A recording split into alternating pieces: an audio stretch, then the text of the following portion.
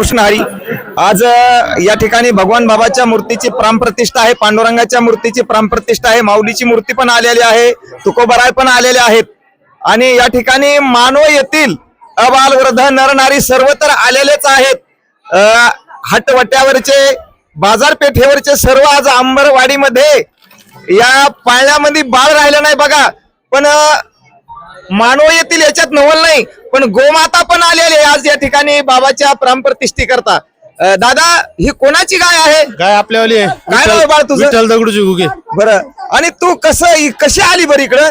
गाय आज इकडं पाळूच्या रस्त्याने आली तेव्हा इथंच मग बांधली आणि प्राणप्रतिष्ठेसाठी गाय पण उपस्थितीसाठी इथं राहिलेली आहे। बघा म्हणजे तू मुदाम होऊन आणलं नाही, तिने नाही, तिकडे नाही। मार्ग धरला नाही का?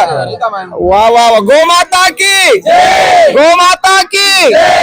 एकदा आपल्या गोमातेसाठी सगळेजण टाळ्या वाजवाकडे, ती पण बाबाच्या कार्यक्रमाला उपस्थिती दाखवत आहे।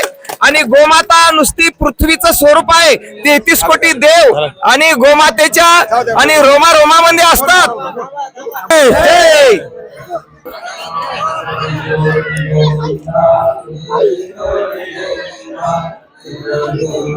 मी मग बोलून गेलो, गोमाता आली आणि पाळण्याचे बाळ घेऊन आई सुद्धा आलेले आहेत।